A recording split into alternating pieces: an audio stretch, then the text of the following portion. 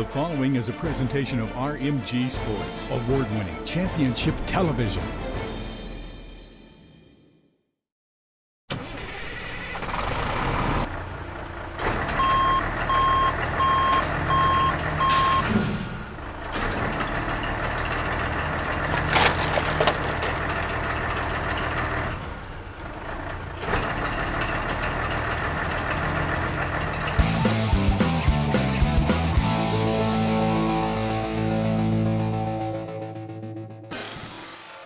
Coach, thanks for coming to the show today. I mean, this is, we know you're taking time out of your real job to come here, and we appreciate you doing that. And another magical season for Somerset football. I mean, this is a program that is struggling, and we'll talk about that here in a little bit. Since you've come aboard, they've seen great success. But what I'd like to do, for the benefit of the fans that may not know you, let's go back in time with you. Let's talk about your football career. Started out as a Berlin Mountaineer, correct? Yes, sir. And talk about what success did you have there? How much fun was it in the town of Berlin? We've been there with Blitz, our show that we covered Westpac football with. Place goes nuts, especially when those Red Raiders come to town. Mm-hmm. What was it like playing for the Mountaineers? It's that small town atmosphere there in Berlin. The town shuts down on Friday nights. I think I talked about that early when I was hired here.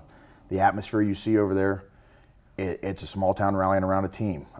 Had success when we were in high school, made the playoffs my sophomore and senior years. Coach Walker was the coach back then, but it's the same over there. It's still the town rallying around, the guys at the local high school. So that was my experience in high school football, was the support from the community that you see there in Berlin, and you still see it there today. You played well enough at Berlin that you were able to get some looks from some college coaches, and you went to play football at Waynesburg. Mm-hmm. What was the biggest thing you noticed coming from a single A, I believe Berlin single A, Westpac single A school, going to a place like Waynesburg and playing football there? They've got a pretty good tradition down there as well. Well, the biggest thing that stuck out to me was the size and the speed of things. Everybody was bigger, faster, stronger. You had good players on every team, you played in high school, but when you got down there, even the guys that weren't starters or weren't players were great football players on the high school team. So just the transition from having a handful of good guys on the team to having an entire squad of players that were capable of playing, I think that was the biggest adjustment, going from a small school to just a Division III school. Were you recruited? Did they come and talk to you? With being D3, there's no scholarship. Yeah, there's no scholarship money. Actually ran into the head coach at the time, was a guy named Dan Baranek from Altoona. He was at college recruitment night that our coaches association puts on still today in Richland High School. Back then it was up in Central Cambria. That's how it started, and it was all through the coaches association that all the coaches in this conference, in both the Westpac, the LHSC, and the Heritage, are members of. SAFCO sponsors the Lanci Game. I saw you have the pictures, but it all came about through SAFCA. Mm-hmm. And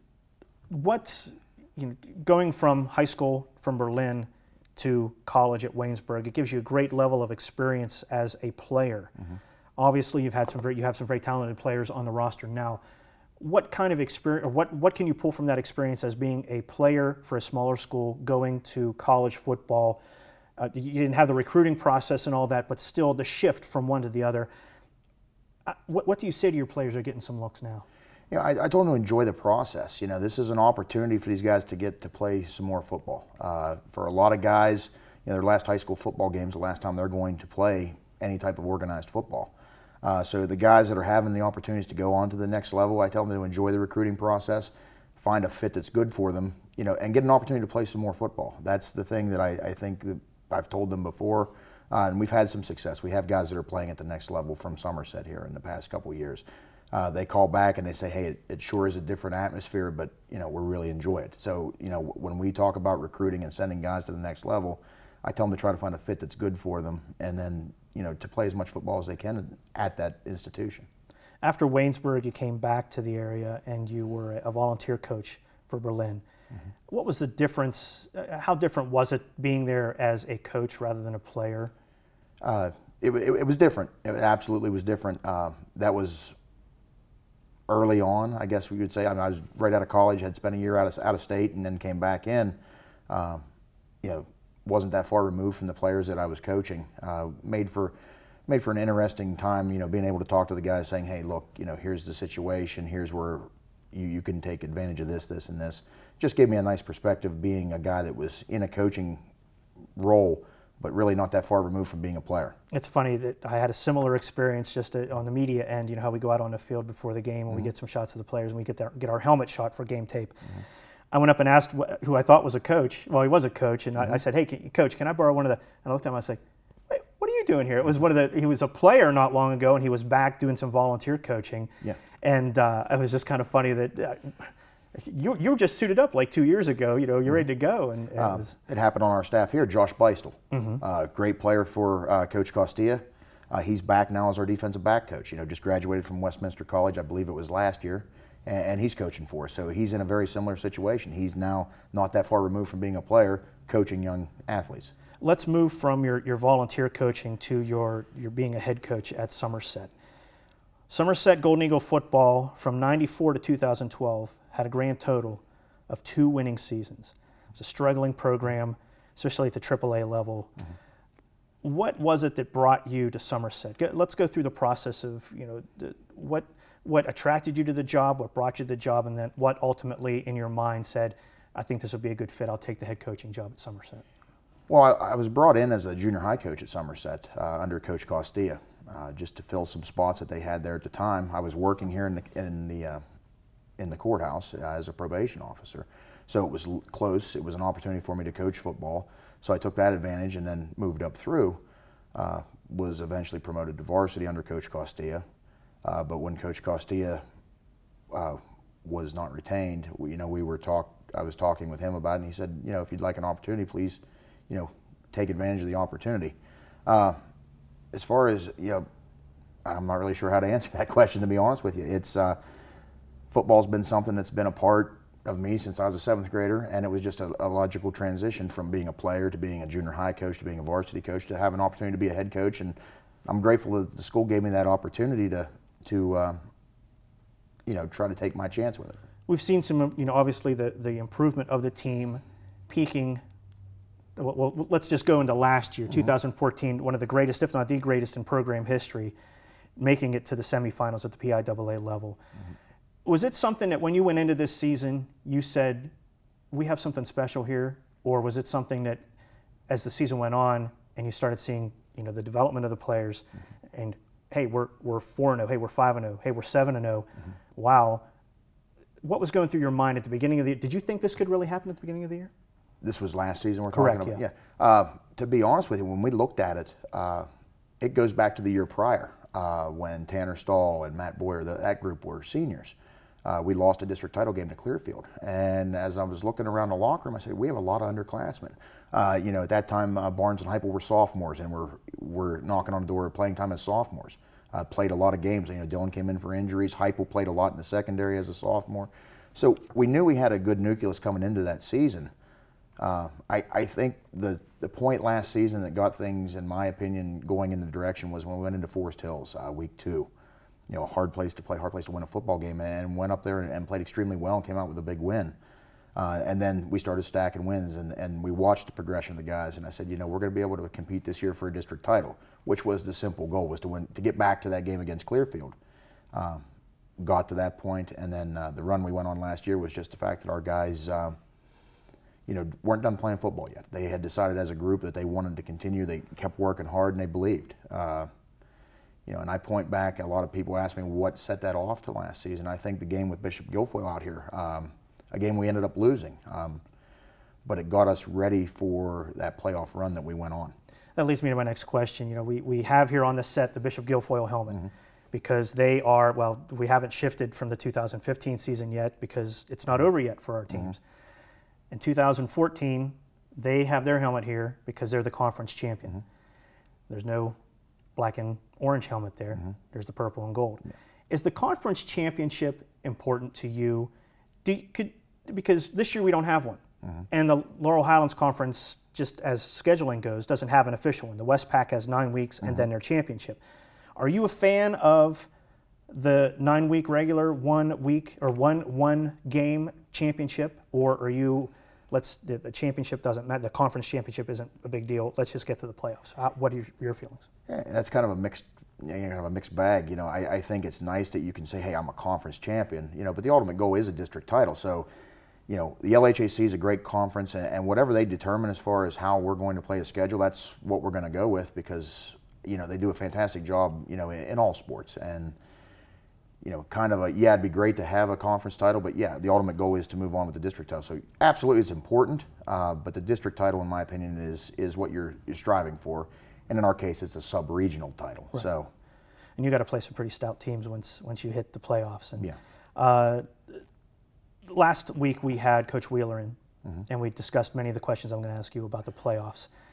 How hard was it? Because this was the first time his career and your career at the head coach level mirror each other. You came in about the same time. You've had wonderful success with two programs that were struggling mightily until you guys got here. I asked him, I'm anxious to hear your thoughts on this. You get into the playoffs, you've got to keep teenage men, teenage boys, teenagers on task, on focus. But you also have to keep yourself on task and focus, because you're trying to get to the Super Bowl. Now, he made it all the way, and I asked him, how well did you sleep the night before? Not very well. It was a loaded question. But how do you keep not just your players, but your coaches, yourself, and the community in check, in reality, and prepare for a football game against some incredibly stout competition? I think it goes back to the preparation in the week. You try to keep things as business-like as possible. You try not to hype up the game. I can tell you, as a coaching staff, we're watching the film on Sunday nights going, oh man, look, okay, we have an opportunity. Let's be focused on the task. And, we try to treat the playoffs as, business as usual, week in and week out. Very difficult to keep everybody focused, though. It's, the guys know what's at stake. They know what's at stake this upcoming week. We just keep telling them, make sure that your preparation is towards the goal, and that's winning the football game on Friday night. Don't look too far ahead. It's a week at a time. Let's hop into the 2015 season, another fantastic season for the Golden Eagles. 2 losses this year, both against teams that are now undefeated. Who do you think would win if Bedford played BG? Oh, wow. This isn't politically correct time. Let's see what you think. Both are great football teams, and it would be a fantastic game. It'd be a game I'd love to go see to start with. Two very different offenses. Montgomery running more of the option game, more power football out of Bishop Guilfoyle. Defensively, very, very aggressive defense, both sides of the ball. If I had to pick one right now, and I'm sure this is. It could be by 1 point. That's fine. I think I would give the edge to Bishop Guilfoyle just based off of past big game experience, that type of thing.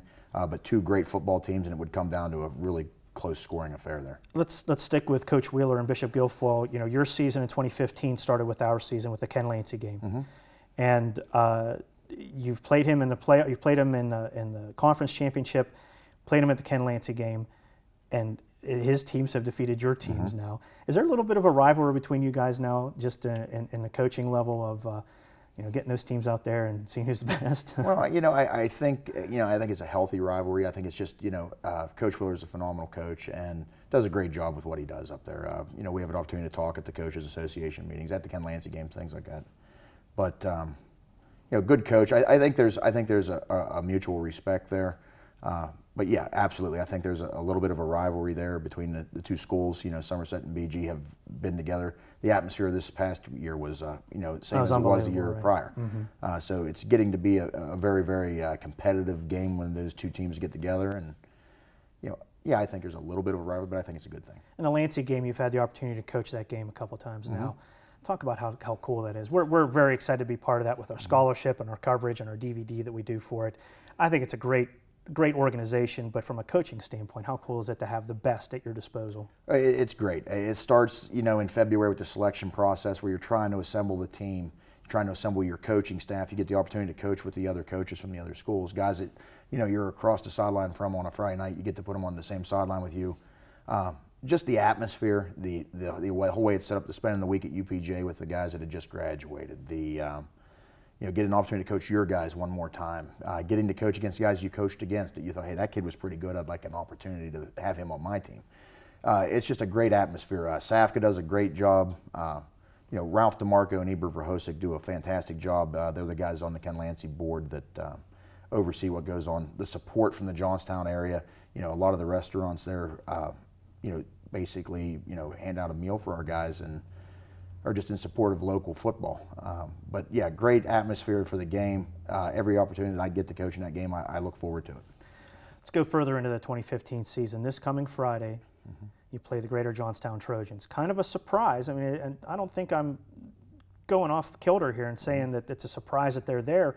They took down a very, very stout and historically stout Clearfield Bison. Their football program in Clearfield is yes, fantastic. Absolutely. They are historically in, playing for the championship.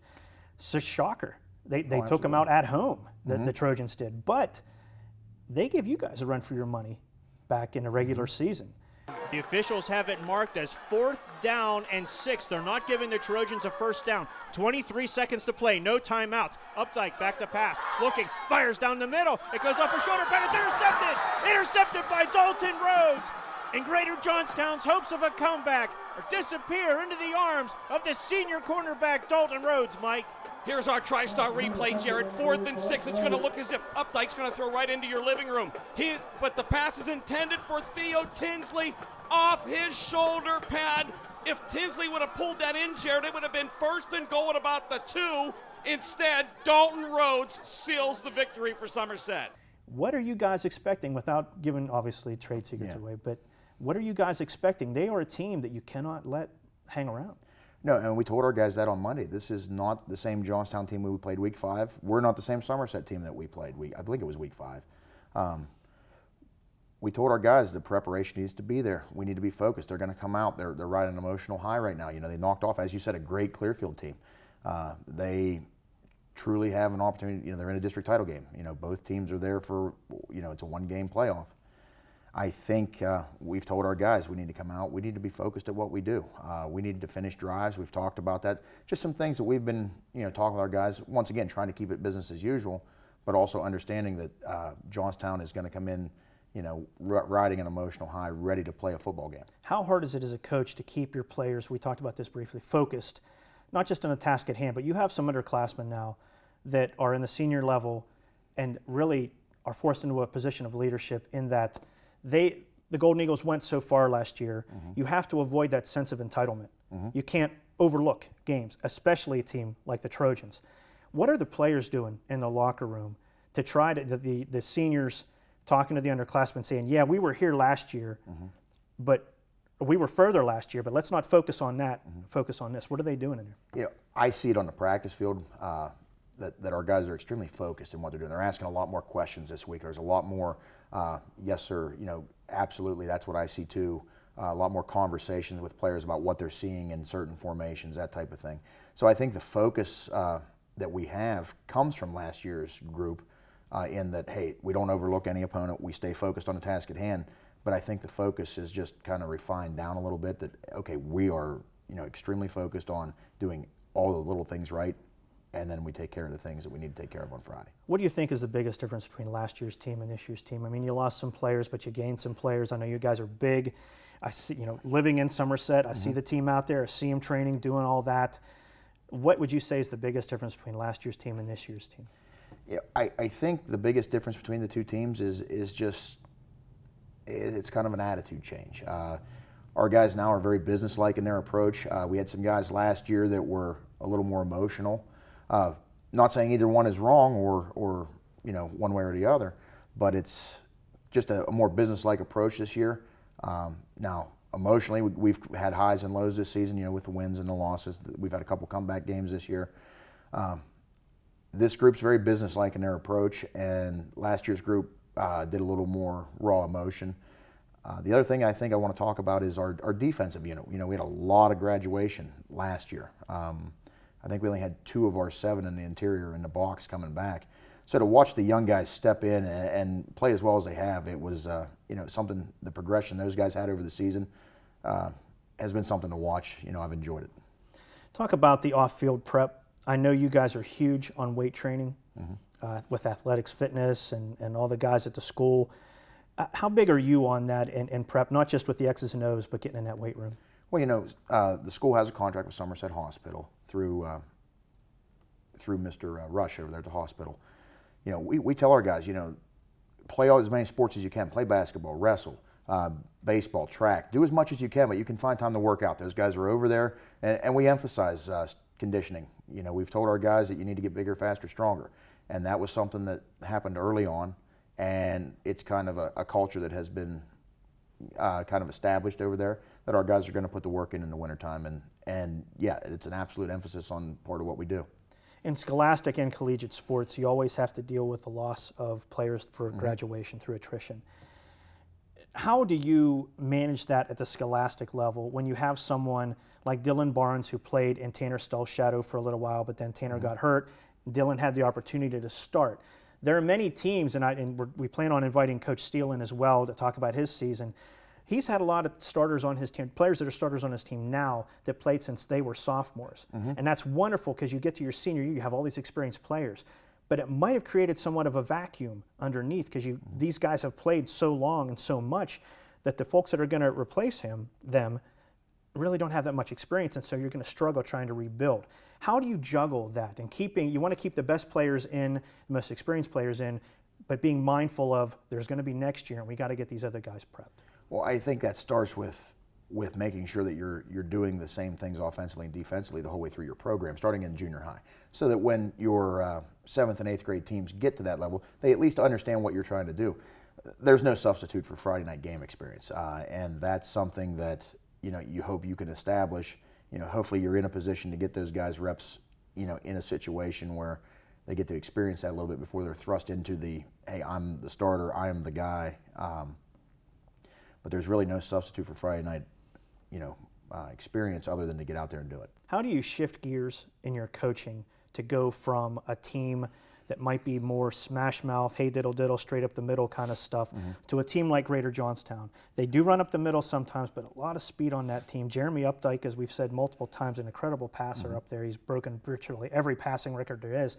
And at a school like Greater Johnstown, there's a lot of records up there. How do you prepare for shifting gears to go from a smash mouth team to a high speed team like Greater Johnstown? Well, I think that's kind of built into our conference. When you look at our athletic conference, you get to see a different style of offense week in and week out.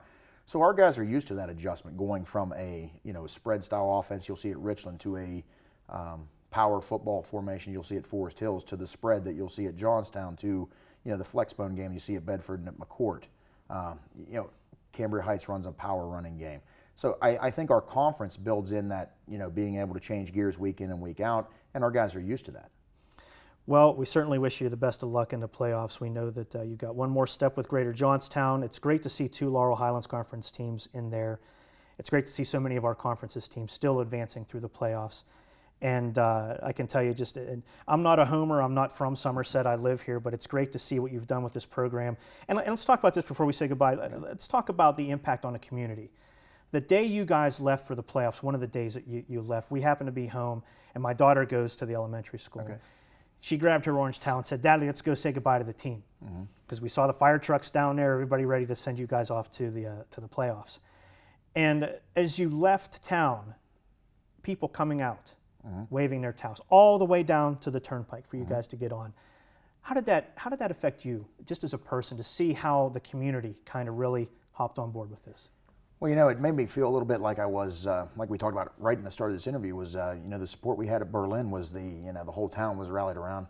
For the first time, last year, I felt like that's what had happened here at Somerset. There was support of what was going on, and our guys were, just looking on the bus, seeing the guys' faces, they're like, okay, we have the support, we can go do this. And, obviously that game didn't turn out the way we had hoped it had turned out down there.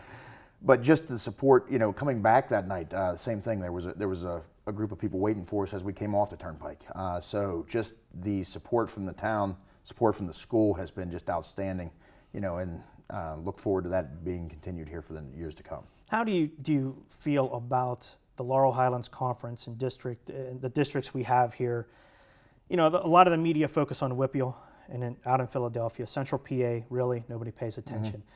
Well, along comes BG and along comes Somerset. How does that make you feel as a coach and as a former player to say, hey, look out, here we're coming for you guys? Well, I think it gives our guys, I think it gives us some credibility in the state. And that's something that, and you touched on it, there's not a lot of respect for this area as far as, in the rankings. but it gives some credibility to the football here in Central PA and into the LHAC, being that at that level to see BG in a state title game. You know, Bishop McCourt's been in games, Bishop Carroll's been in games. I believe Forest Hills at the time was back. Made state runs. The conference itself has kind of established itself as it will turn out good product at the state level, and I think last year was a reflection of that. Well, as I said, we wish you the best of luck as you move forward and represent the community, and congratulations on another great season. And I guess we'll see you at the Lanci game again in the spring or come around June.